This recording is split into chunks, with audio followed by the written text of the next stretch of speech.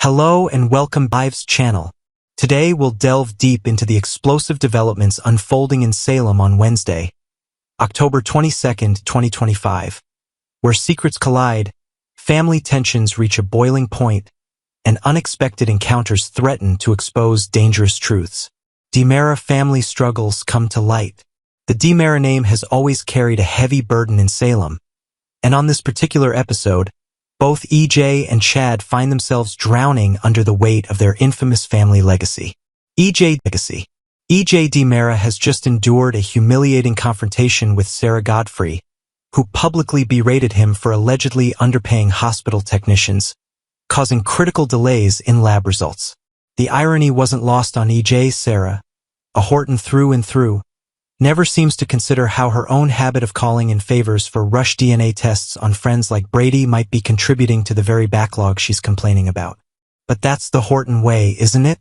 Hortons are portrayed as saints who can do no wrong, while DiMeras are perpetually cast as the villains of every story.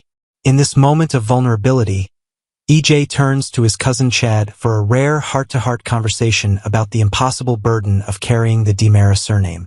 Both men find themselves in complicated romantic situations that have turned the entire town against them, and they're beginning to wonder if their family name is truly cursed.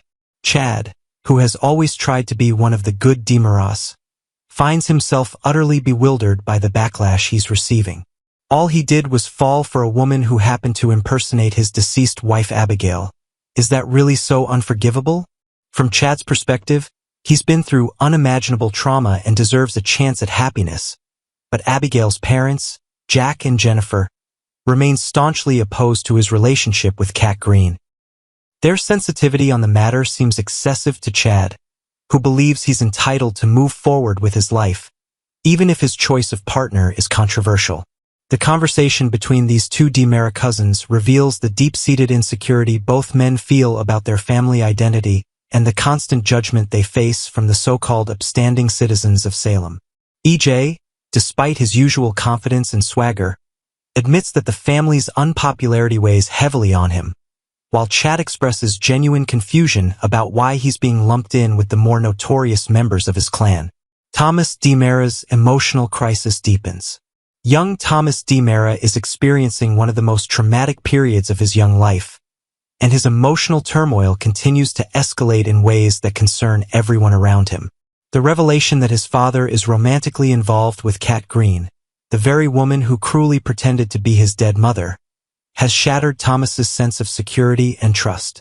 In previous episodes, Thomas's anger erupted when he confronted Chad about the relationship, shouting that Kat had turned you into a liar, just like she is, before running into his grandmother Jennifer's arms. The boy feels utterly betrayed by the one person he should be able to trust above all others, his own father. Unable to find understanding at home, Thomas turns to an unlikely confidant, his new teacher, Jeremy Horton. Jeremy, portrayed by Michael Rourke, seems to connect with Thomas in ways that Chad currently cannot. The young boy finds solace in opening up to this understanding adult figure who appears to genuinely listen to his concerns without judgment.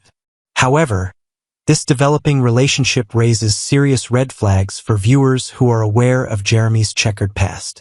Does a man with a criminal record really have the moral authority to be counseling and influencing vulnerable, emotionally fragile children? The question hangs ominously over their interactions, suggesting that this mentorship could lead to unexpected complications down the road. Thomas's situation is particularly heartbreaking because he's essentially been forced to grow up too quickly, dealing with adult complications and betrayals that no child his age should have to process. His deceased mother's memory is being desecrated in his eyes, and his father seems more concerned with his own romantic happiness than with his son's emotional well-being. The ultimatum Thomas previously gave his father suggests that the boy is prepared to take drastic measures if Chad doesn't end his relationship with Kat. Whether Jeremy will encourage Thomas to reconcile with his father or will inadvertently fuel the boy's resentment remains to be seen, but the situation is clearly volatile and could explode at any moment. Leo's investigation takes a dangerous turn. Leo Stark, Salem's self-proclaimed intrepid investigative journalist, has become obsessed with proving that E.J. DiMera is responsible for the massive blackout that recently plunged Salem into darkness. Never one to let facts or evidence get in the way of a good story, Leo is determined to expose E.J.'s alleged wrongdoing, even if it means resorting to questionable journalistic methods.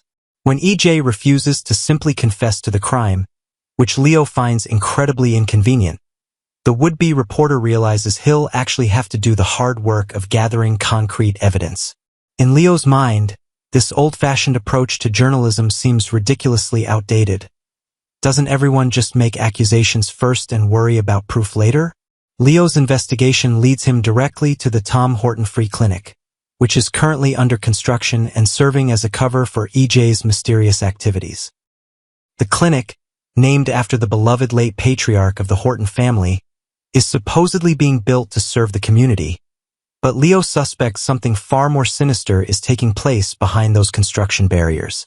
Armed with nothing but his wit, charm, and an unshakable conviction in his own brilliance, Leo begins snooping around the construction site, searching for any evidence that might connect E.J. to the blackout or reveal what the district attorney is really up to. However, Leo's clever infiltration plan quickly goes sideways when he literally runs into Rita Leslie, E.J.'s formidable right-hand woman. Rita, sporting a hard hat and looking every bit the intimidating overseer, catches Leo red-handed as he pokes around where he absolutely shouldn't be. For once, Leo finds himself facing someone who is completely immune to his considerable charm and verbal dexterity. There simply isn't enough clever wit in the entire world to talk his way out of this particular predicament. Rita has Leo exactly where she wants him, and viewers can be certain she'll waste no time reporting his unauthorized snooping directly to E.J.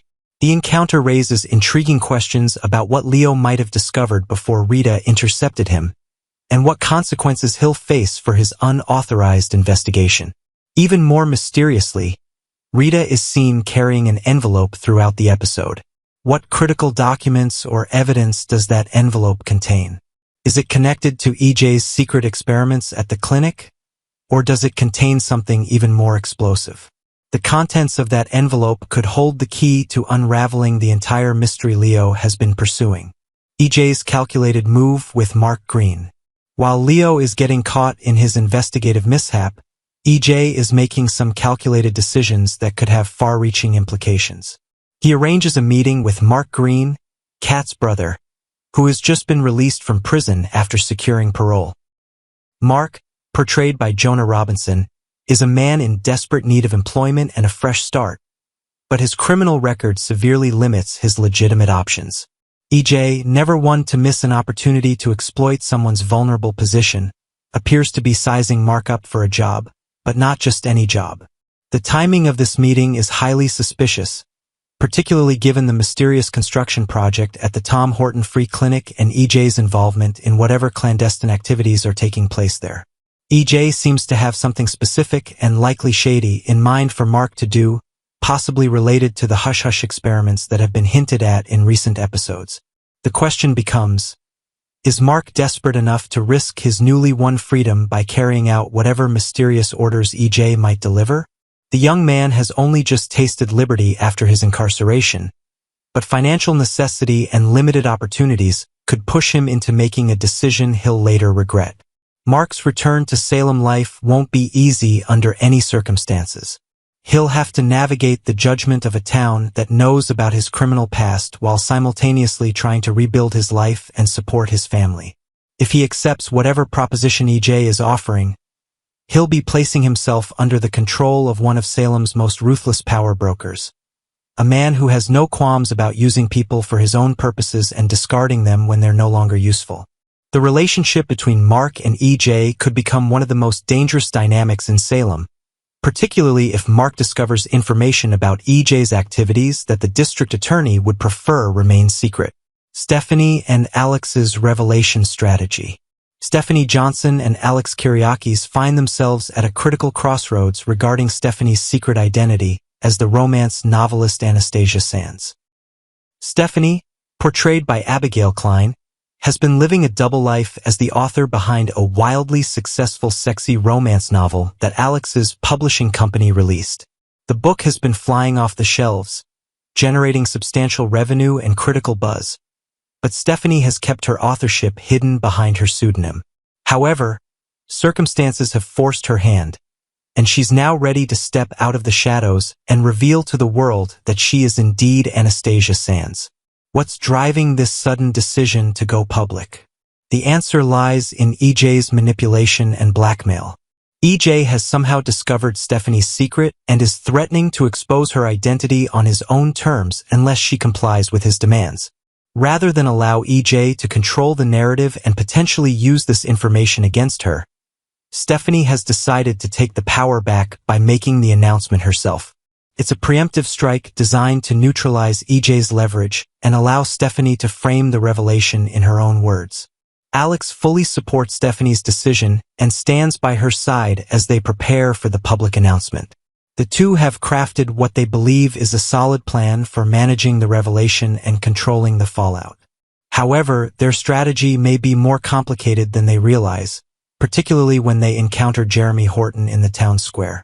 Alex, believing Jeremy was the one who leaked Stephanie's pseudonym to Leo, immediately confronts him with accusations. Stephanie attempts to shut down the confrontation before it escalates, but Jeremy appears genuinely confused by the allegations and adamantly defends his innocence. The truth, which neither Stephanie nor Alex yet realizes, is that Jeremy had nothing to do with the leak. It was EJ himself who spilled the information to Leo, making Alex's confrontation both misguided and potentially damaging to an innocent man. This miscalculation could have serious consequences for all parties involved, particularly when the truth eventually comes out. EJ's actions will inevitably come back to haunt him, but in the meantime, Jeremy may find himself unfairly caught in the crossfire of accusations and suspicions. The entire situation demonstrates how EJ's manipulative tendencies create ripple effects that damage multiple people, often in ways the cunning district attorney never intended. The revelation of Stephanie's identity as Anastasia Sands will undoubtedly create waves throughout Salem's social circles. Her friends, family, and professional colleagues will all have reactions to this news, and not all of them will be positive. Some may feel betrayed that she kept such a significant secret, while others may be thrilled by her literary success. The coming days will test Stephanie's relationships and force her to defend her choices while simultaneously trying to capitalize on the publicity to further her writing career.